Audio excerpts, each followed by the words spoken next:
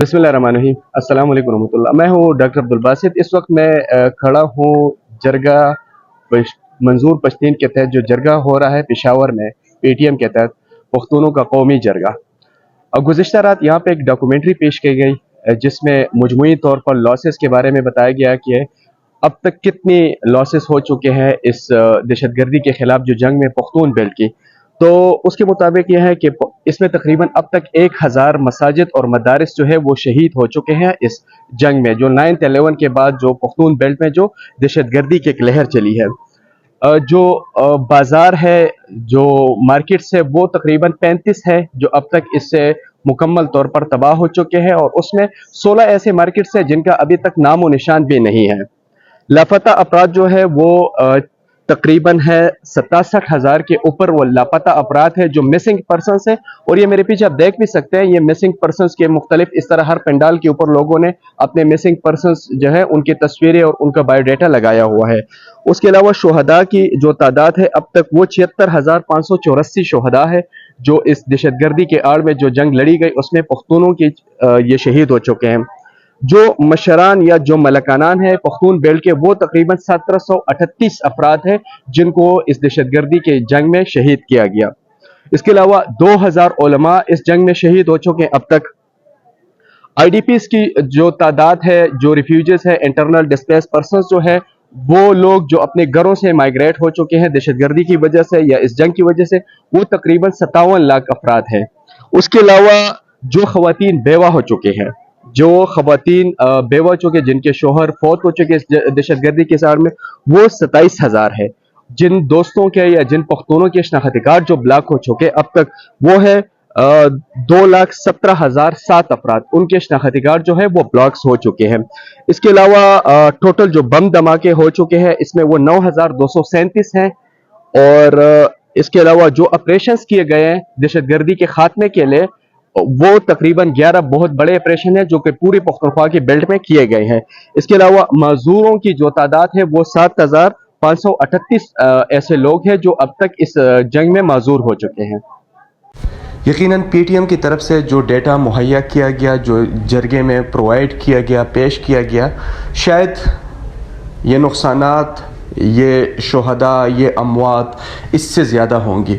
इसमें हमारे फोर्सेस के जवान भी शहीद हुए हैं, इसमें आम लोग भी, बेगुनाह लोग मारे गए हैं, और इसमें हमें बहुत सारी लॉसेस का सामना करना पड़ा। बहुत सारे लोग मिसिंग पर्सनस हैं, स्टिल मिसिंग पर्सनस हैं। बहुत सारे लोग अपने प्यारों को खो चुके हैं, अपनी जायदादों को खो चुके हैं, अपनी बेहतरीन ज़िंदगी से आम गुर्बत की तरफ आ चुके हैं। अब रियासत को क्या करना होगा? रियासत को इन लोगों के मसाइल हल करने होंगे किसी भी सूरत में।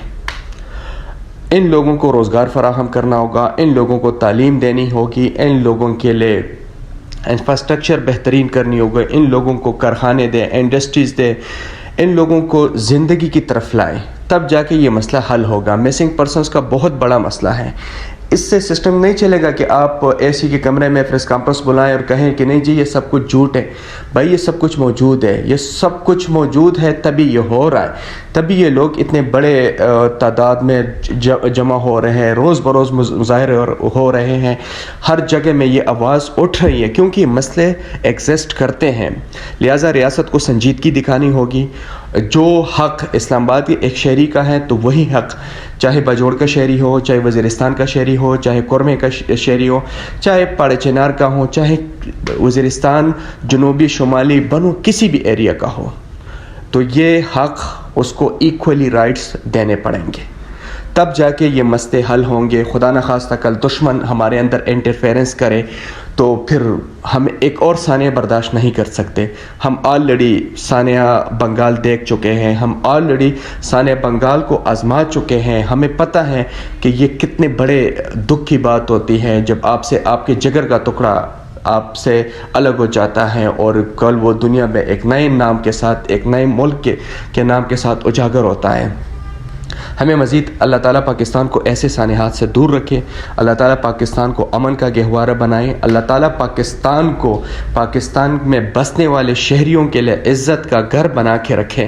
مزید قربانیاں نہیں چاہیے، مزید افراتفری نہیں چاہیے اس ملک میں، اور اللہ تعالیٰ پاکستان کو پاکستان کے دشمنوں سے پاک رکھے، پاکستان کے دشمنوں سے دور رکھیں، کیونکہ ہر بندہ عزت کی زندگی چاہتا ہے، ہر بندہ پرسکون زندگی چاہتا ہے، ہر بندہ ایک روشن مستقبل کا خواہاں ہے، لیکن ایسا نہیں ہے کہ قربانی صرف ایک ہی صوبے کے لوگ دے، قربانی صرف ایک ہی قوم دے اور وہ ذلیل ہو، وہ خوار ہو، اس کو آپ دہشت گرد کی نظر سے دیکھیں، اس کو آپ نگیٹیوٹی کی نظر سے دیکھیں، ایسا نہیں چلے گا مزید۔ لہٰذا ریاست کو اب سنجیدگی ہر فورم پہ دکھانی پڑے گی۔ اب جب یہاں کے NFC ایوارڈ کی بات آتی ہے تو یہاں کو ان کے لوگوں کا حق دینا چاہیے۔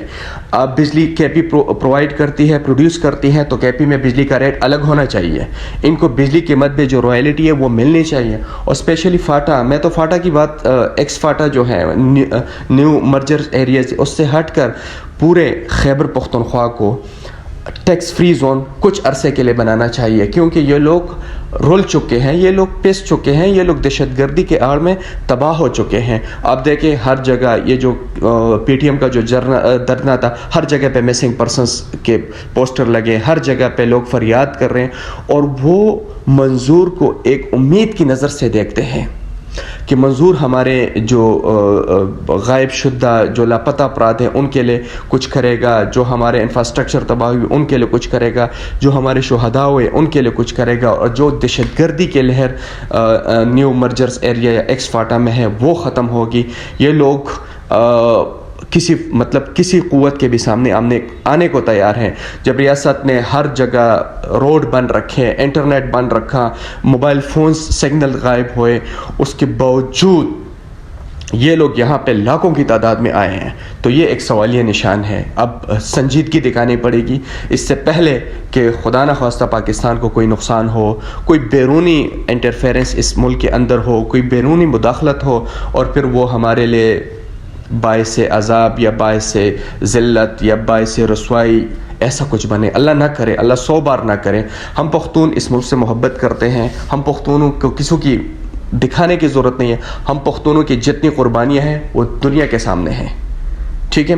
اس ملک کے لیے سب سے زیادہ اگر قربانی دی ہے تو پختون بیلٹ نے دی۔ آپ 70 سے لے کے اب تک، رشیا کے حملے سے لے کے اب تک کی جو حالت ہے پختونوں کے سب کے سامنے ہے۔ اس پختون نے اس ملک کے ساتھ کھڑے ہیں اور انشاءاللہ کھڑے رہیں گے، لیکن خدا را پختونوں کے بھی سکون کی زندگی جینے دے، پختونوں کے بھی ان کا حق دے، پختونوں کا بھی حق بنتا ہے کہ اس ملک میں سکون کی زندگی گزارے، پرسکون زندگی گزارے، اس کا روشن مستقبل ہو ان کے بچوں کا، وہ عزت سے جیے، ان کو ایکولی نظر سے دیکھا جائے۔ جو حق اسلام آباد کے ایک بچے کا ہے وہ اس پختون کا بھی ہونا چاہیے۔